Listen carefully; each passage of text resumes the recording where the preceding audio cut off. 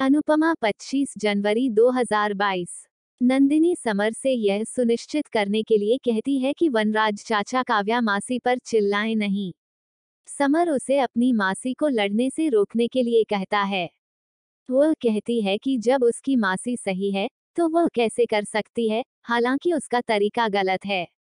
काव्या वनराज को चेतावनी देती है कि वो उसका पतंग का धागा बार बार काटेगा और जब वह शांति से नहीं रह सकती तो उसे या किसी को भी जीने नहीं देगी।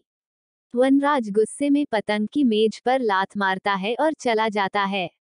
काव्या रुकने के लिए चिल्लाती है और उसे अपना गुस्सा निकालने देती है। वह पतंग फाड़ती है और सभी को मकर संक्रांति की बधाई देते हुए व्यंग्यात्मक रूप से चली जाती है। अनु को लगता है कि वे दोनों हर किसी की खुशियों को बर्बाद करने के लिए उतावले हैं। काव्या वनराज का पीछा करती है और चेतावनी देती है कि जब वो घर लौटेगा तो वह उसे नहीं छोड़ेगी। बापूजी जीके से अपने बेटे और डयाइल की वजह से उत्सव मनाने और अपने उत्सव को बर्बाद करने के लिए आमंत्रित करने के लिए क्षमा चाहते हैं। जीके का कहना है कि वे परिवार हैं। बा अनु को अक्सर आमंत्रित करने और अपनी पारिवारिक लड़ाई में शामिल करने के लिए अनु से माफी मांगती है। अनु उसे ऐसा न कहने के लिए कहती है। अनुज कहते हैं कि वे एक परिवार हैं और अगर वह इस तरह बात करती है तो उन्हें बुरा लगेगा। वह एक शायरी के साथ बा और बापूजी को दिलासा देते हैं और उन्हें पानी देते हैं।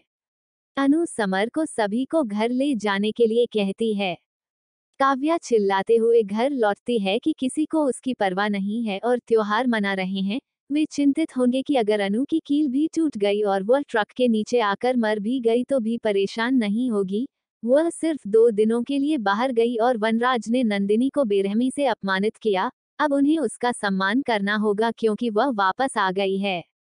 समर नंदिनी से कहता है कि वह उसके साथ बहस नहीं करना चाहता। यहाँ तक उसने देखा कि काव्या ने क्या किया और उसकी पागल हरकतों ने सभी को उससे नफरत कर दी। अनु को इस बात का दुख होता है कि उसके बच्चों का त्योहार बर्बाद हो गया है। अनुज उस पर परिवार के स्केच के साथ अपनी पतंग पेश करता है और कहता है कि पतंग उड़ाना एक उम्मीद उड़ने जैसा है और उसे इसे कान्हाजी के नाम से उड़ना चाहिए और देखना चाहिए कि यह टूटेगा नहीं। अनु ने पतंग पर अनुज, मालविका और जीके का स्केच बनाया और कहा कि वे भी उसका परिवार हैं और एक लंबा नैतिक ज्ञान देता है कि वह इसे काटने नहीं देगी और इसे बहुत ऊपर उड़ाएगी। वह पतंग उड़ाती है जबकि अनुज धागा रोल रखता है और कहता है कि उसे आज कुछ कागज की पतंग है और कान्हाजी के आशीर्वाद से जल्द ही खुशियों की पतंग उड़ जाएगी। अनु को लगता है कि उसने कागज की पतंग को नियंत्रित किया है, लेकिन उसके पास उसके जीवन की 3 पतंगें हैं, मुक्कू, काव्या और मिस्टर शाह। वो उन्हें कैसे नियंत्रित करेगी? वनराज को काव्या के कड़वे शब्द और चेतावनी याद आती है और घर की ओर वापस चला जाता है।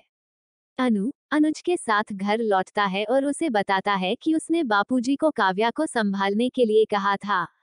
अनुज कहता है कि वह उसे कुछ बताना चाहता है जो उसे पसंद नहीं है। वह कहती है कि उसे उसकी किसी भी बात का बुरा नहीं लगता। वह कहता है कि यह हो सकता है और कहता है कि वह श्री शाह और काव्या के बीच की समस्याओं को समाप्त करने का प्रयास कर सकती है, लेकिन वह स्वयं इसे हल नहीं कर सकती क्योंकि उन्हें स्वयं प्रयास करना है। एक महिला के रूप में वो काव्या को सही रास्ता दिखा सकती है, लेकिन काव्या और मिस्टर शाह को खुद एक कदम उठाना होगा। अनु कहते हैं कि पता नहीं क्यों श्री शाह शांत नहीं हो सकते। मालविका प्रवेश करती है और कहती है कि काव्या के कारण वह अपनी शांति बनाए नहीं रखती और दूसरों को नहीं जाने देती। वह कहती है कि वह अपने दोस्त राज के सवाल के रूप में बोलना चाहती है और कहती है कि राज और काव्या का रिश्ता उसके रिश्ते की तरह जहरीला होता जा रहा है। उसके रिश्ते में यह एक पुरुष की गलती थी, लेकिन काव्या और वनराज के मामले में यह काव्या की गलती है और जैसे वे एक सड़े हुए शरीर के अंग को हटाते हैं, उन्हें रिश्ता खत्म कर देना चाहिए। अनु का कहना है कि डॉक्टर अंग को तभी हटाता है जब यह ठीक न हो। काव्या कम से कम अपने रिश्ते को पुनर्जीवित करने की कोशिश कर रही है और श्री शाह सुनने के लिए भी तैयार नहीं है। मालविका कहती है कि काव्या हमेशा चिल्लाती है और कहती है कि उस स्थिति में किसी को भी गुस्सा आ जाएगा। अनुज कहते हैं कि गुस्सा कोई समाधान नहीं है और वे शांति से बोल सकते हैं। अनु का कहना है कि गुस्सा अपने आप में एक समस्या है। मालविका शायद कहती है, लेकिन काव्या वनराज के गुस्से का कारण है और अनुज से कहती है कि वो उसकी बात से सहमत नहीं है और वह वनराज को गलत नहीं मान सकता।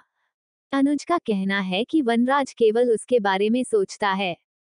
मालविका का कहना है कि उन्होंने वनराज को दोषी साबित करने का मन बना लिया है, लेकिन वे जो कुछ भी कहते हैं, उसने किसी भी कीमत पर वनराज का समर्थन करने का फैसला किया है। अनु और अधिक परेशान हो जाती है। अनुज का कहना है कि वह जानता है कि जब भी वह दूसरों को समस्याओं में देखती है तो वह चिंतित हो जाती है, लेकिन उसे वनराज की समस्याओं और खुद के बीच एक रेखा खींचनी होगी, अन्यथा वह हमेशा के लिए इसमें घसीटा जाएगा, इसलिए उसे पहले खुद पर और अपने बच्चों पर ध्यान देना चाहिए।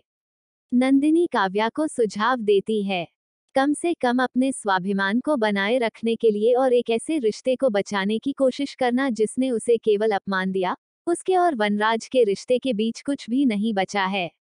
काव्या का कहना है कि बा और बापूजी ने वनराज से बात करने का वादा किया था। वनराज उसे 10 साल से प्यार करता है और अनु को उसके लिए छोड़ देता है। नंदिनी का कहना है कि अनु ने वनराज को तलाक दे दिया। काव्या कहती हैं कि रिश्ते में स्वाभिमान मायने नहीं रखता। नंदिनी का सुझाव है कि वे दोनों वापस यूएसए जा सकते हैं और अपमान सहना बंद कर सकते हैं। काव्या पूछती है कि वह वनराज के बिना कैसे रहेगी और नंदिनी समर के बिना कैसे रहेगी।